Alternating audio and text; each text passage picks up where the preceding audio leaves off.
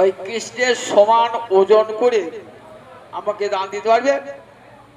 বলে হ্যাঁ হ্যাঁ, আমার একার ঘরে যা সোনা দানা আছে না, তাই তুমি নিতে পারবে না।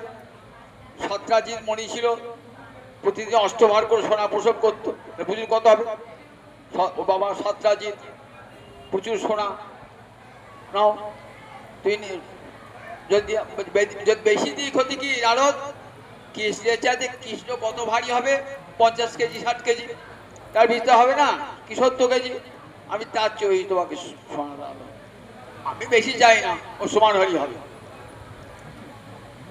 এইবার বাড়িতে একটা দাঁড়ি পাল্লা, কাঠের দাঁড়ি পাল্লা রয়েছে, একদিকে কৃষ্ণকে বসিয়ে দিয়েছে।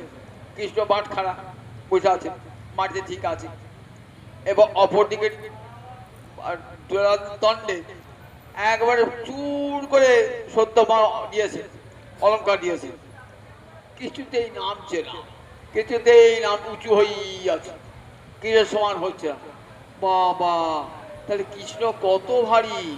আমি তো যাও গয়না দিলাম বলে 70-80 কেজি হলো, তাতে হলো না, আরো আছে না, এই না হিরে দানা মণিমার করে। তখন আর সব মহিষীরা বলে কি বল, বলে সোনা দানা সমান কৃষ্ণের সমান তো হচ্ছে না। বলে আমরা সব খুলে দিচ্ছি, আমাদের যা সোনা দানা সব দিয়ে দিচ্ছি। 16,060 বেশি কত সোনা আছে বলুন একবার? একবারে পাহাড়ে চূড়া করে দিয়ে দিয়েছে। তবু যথাচার না, কিছু দিয়ে আর নামছে না। যেখানে কৃষ্ণ বসে আছে বাটখাটা, মাটি লেগে আছে, ওটু উঁচু। তখন নারদ বলছে এরকম পারলে না, সমান দিতে পারলে না, বেশি দেবো, সমান দিতে পারলে না। এবার তো নিয়ে যাবো কৃষ্ণকে, এবার কৃষ্ণকে হাত ধরে টানাটানি করছে, আর আমার কোনো দোষ নেই, পারলে না। সবাই কান্নাকাটি করে উঠেছে। এমন সময়তে উদ্ধব এসেছেন, পরম কৃষ্ণ ভক্ত উদ্ধব। উদ্ধব এসে দেখছেন দ্বারকা মন্দিরে কান্নাকাটি। কিসের কান্না, ঘটনাটা কি সব শুনলেন।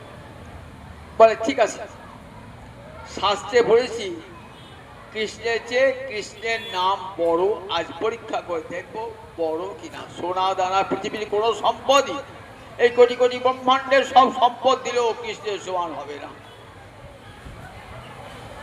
শুনেছি কৃষ্ণের নাম কৃষ্ণের চেয়ে বড়, আজ পরীক্ষা করে দেখবো। সব নামই নাম, সব নামে নিলেন। একটা তুলসী পাতা নিয়ে এসো, একটা স্বর্ণ লেখনী নিয়ে এসো, কলম নিয়ে এসো, আর সেই সঙ্গে চন্দন নিয়ে এসো। নিয়ে এলেন, তাই সঙ্গে সঙ্গে কি লিখলেন সেখানে? সেখানে কৃষ্ণ